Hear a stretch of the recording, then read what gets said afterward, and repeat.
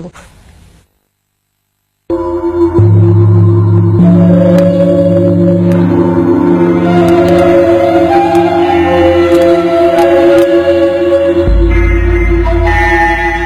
The richest country on earth, sitting on the third largest reserves of natural gas. There are only 250,000 citizens of Qatar, making it home to the world's largest concentration of millionaires.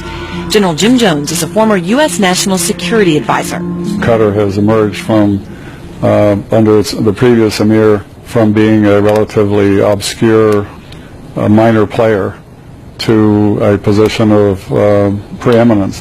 Martin Reardon opened the first FBI office in Doha. He says it isn't just corporate America benefiting from a relationship with Qatar. One of the largest air bases that the U.S. has outside the continent of the United States is here in Doha. It's huge. It's so huge, Defense Secretary Chuck Hagel signed a 10-year agreement to keep U.S. forces here. Thank you, guys. Thank you. Qatar also was a key part of the negotiations with the Taliban to free American POW Bo Bergdahl. And earlier this week, I was able to personally thank the Emir of Qatar for his leadership in helping us get it done. The 5 Taliban prisoners from Guantanamo Bay were welcomed in Doha with open arms. A local Qatari told me he has no problem with them.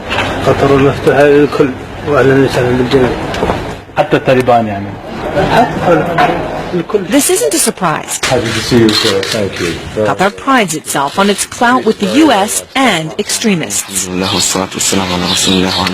YouTube video is one of several showing fighters in Syria thanking Qatari donors for weapons. The Brothers of Madad al-Sham is the name of a fundraising campaign. It contributes to humanitarian relief in Syria. But this tweet last August from an al-Qaeda-linked militia is one of several from al-Qaeda supporters directing followers to donate to the campaign. Juan Zarate is the former Deputy National Security Advisor for combating terrorism. What you have is the resurrection of charitable networks that had been suppressed post 9/11, but that are being reborn in the context of Syria. So how big of a player is Qatar? Qatar is at the center of this. Qatar has now taken its place in the lead of countries that are supporting al-Qaeda and al-Qaeda-related groups. In April, a Kuwaiti cleric known to support al-Qaeda-linked groups tweeted he was heading to Qatar to raise money for jihad. And just last week, the cleric tweeted this poster, which says, "Our jihad in Syria is financial jihad." It asks for donations in Qatari, Kuwaiti, or Saudi currencies. Saad bin Saad al-Qabi is a fundraiser for the Madad al-Sham campaign in Doha. His current profile on Facebook's WhatsApp, a social media platform, requests donations equal to $1,500 to prepare a fighter by arming, feeding, and treating him. We called al-Qabi when we were in Doha. He wouldn't meet with us, but he denied the poster solicited money for weapons. He says that there was no mention of weapons. It's on there right now. بيقول أنا حاليا موجودة على الواتساب بس إنه يمكن يعني. He says he has no knowledge of it. And when we asked why he used a picture of the planes hitting the World Trade Center on 9/11 in a tweet, he replied, "The picture is everywhere on the internet." He says that photo is all over the internet. Al-Qabi told us we couldn't donate to his campaign right now, but would have to give to another charity approved by the Qatari government. He also wouldn't tell us how much money he raised. But in one tweet last summer, he asks Allah to bless the people of Qatar for donating the equivalent of $1.4 million. We don't know where these funds went, but according to the Qatari newspaper Al-Arab, at one point the Madad al-Sham campaign worked with Qatar's Volunteer Work Center to raise money to help Syrian refugees. The work center was supervised by the Qatari government's Ministry of Culture. The minister declined our request for an interview. So how high up in the government in Qatar does the support for Islamic extremism for these al-Qaeda-linked groups go? Well, these are decisions made at the top. And so Qatar operates as a monarchy. Its officials, its activities follow the orders of the government.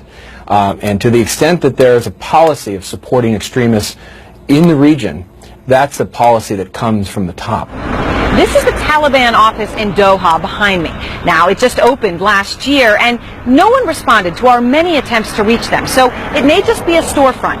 But the fact is this: Qatar is the only country in the region with a diplomatic Taliban presence, and the emir, the ruler of this country, personally negotiated the release of 5 Taliban prisoners in exchange for American POW Bo Bergdahl. I just want to welcome the Emir of Qatar and thank him and the people of this country for the friendship they've shown towards the United States. General Jim Jones says Qatar has passed some laws against terror finance, but it's not enough. They probably are a little bit more towards supporting people that we are a little bit less than thrilled with. Qatar continues to be a haven for financing extremists. It's no secret the government allows people like Ali Al-Nuaimi to live freely in Qatar. Nuaimi was the president of the Qatar Soccer Association, which controversially won the bid for the 2022 World Cup. The United States Treasury designated him a terrorist last year, saying he raised millions to fund terror. Then there's Wagdi Ghonim, a cleric who lived in Orange County, California. The U.S. suspected him of fundraising activities that could support terrorism. Ghonim agreed to leave the U.S. and now lives in Doha, where earlier this year he appeared in a YouTube video soliciting money for Syria with Saad bin Saad al-Kabi. Why does the United States have to accept Qatar providing harbor to people the United States says are terrorists? Because going beyond that, in a strategic sense, Qatar is a key ally of the United States. An ally, Martin Reardon, says the U.S. can't afford to lose. So that maxim that you keep your friends close but your enemies closer, it's very relevant to Qatar. But will the trade-offs cost America? There's no question that money going to al-Qaeda affiliates and groups hurts the United States. Money coming out of Qatar not only allows these groups to grow in strength on the battlefield in Syria, but allows them the possibility, the budget, to imagine plotting and to actually attack the United States in the West. It's well known in national security circles, but not by the American people. The fact is, when I ask, follow the money is the old adage. When I ask about terrorist financing, where's the money coming from that's funding these Sunni extremist terrorist organizations, Al-Qaeda? Every time it's the Gulf. It comes out of the Gulf, and the worst offender is Qatar. They give money indiscriminately, and I think it's a real problem. I just returned from the region. I was in UAE and also Saudi, visited with the Crown Prince. They threatened to pull their diplomats out of Qatar because of the money that they're throwing into the Syrian rebels, which in turn are funding al-Nusra and ISIS, which are the very enemy that we should be fighting in Iraq. So what I'm trying to understand, Chairman, and I wonder if you can help me a bit, because, we talked about the U.S. companies. They have obviously significant exposure in Qatar. There's also an air base there, which is a very significant base for this country. You heard our guests talk about it in the piece, but the number one supply location for the military, 6,000 U.S. Air Force members are located there. It's a $400 million annual budget. Even Saudi Arabia, an ally of the United States, does not allow such a base to be in that country. Is this why the United States finds it okay to have these funding activities going on in an ally?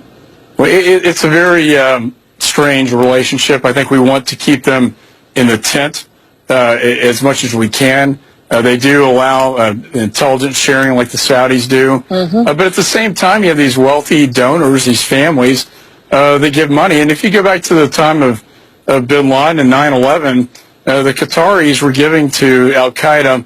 This concerns me when you look at the prisoner swap with the Taliban, 5, one of whom was involved with 9/11 with bin Laden, and the other of the top 5 cabinets of Mullah Omar. We're going to send them to Qatar.